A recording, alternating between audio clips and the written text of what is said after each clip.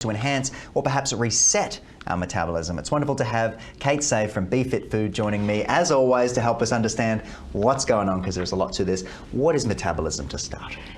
To put it simply, the sum of all the chemical reactions in the body. Some of those chemical reactions are anabolic, which means they're building up, so they're building tissues.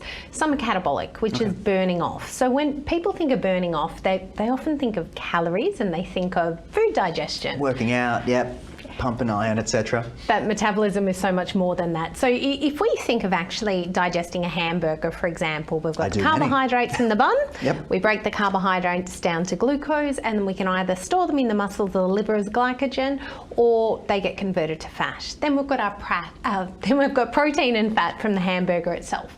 So either the protein's broken down into amino acids, and we can use that for the muscles in the body or all of the organs to repair them, and then the fat can be broken down into fatty acids and glycerol, used for energy, or once again stored. So that's digestion, that's not metabolism. So when it comes to metabolism, it's all of those reactions going on in the body, and even at a cellular level, what's going on in the energy house of the body, which is called the mitochondria, this powerhouse inside our cells. And this is where things are going really bad with overweight, obesity, metabolic conditions. The mitochondria are not working as well as they used to. Okay, so why are metabolic rates different for everyone, and how do people manage them? I suppose there's no silver bullet to all of this, obviously.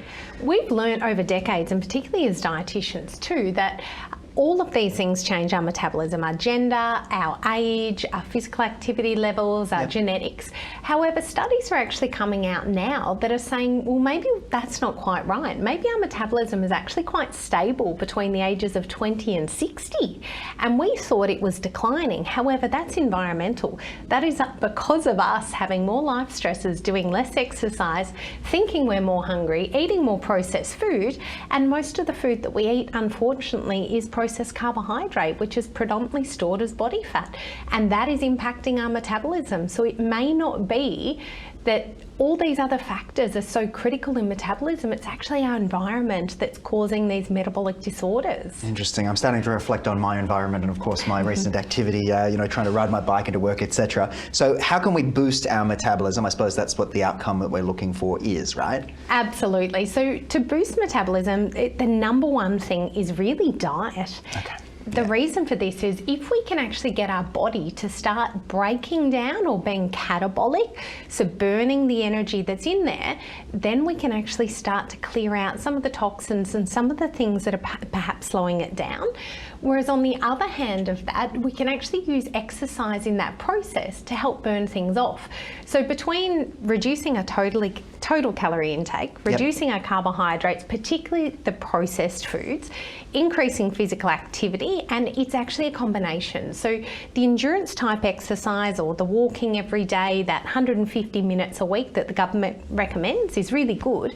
However, we still need strength-based training. So 2 to 3 times a week of doing something resistance based will build up that lean body mass, and any HIIT training, so that really high intensity interval training, actually builds up more mitochondria and gets that powerhouse of the cell working well again. Just when I thought riding my bike was enough, I need to add weights and some resistance stuff to my...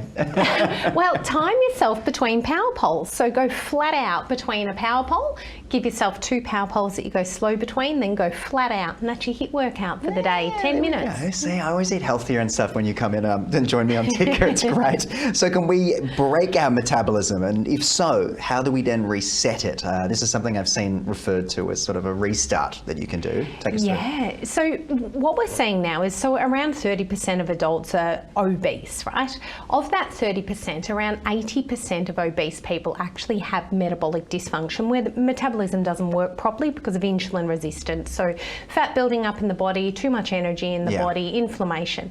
However, what they've also found is 40% of people that don't don't have a BMI over 30, so actually have a more normal BMI, actually still have metabolic dysfunction. Right. So it means that we're not actually getting away with the things we're getting away with, because people say, well, I'm not overweight, so my metabolism must be fine. Well, we still need to actually think about our environment, what we're doing in the way of movement and exercise, and actually what we're eating as well. It's funny how people can talk themselves through certain things. I know I've done it in the past. Oh, I don't eat that badly, or I don't drink that much, etc. But then you and I sit down and have a chat, and I like to reflect on it all later. But Kate, as always, thank you for joining us on the program. My pleasure.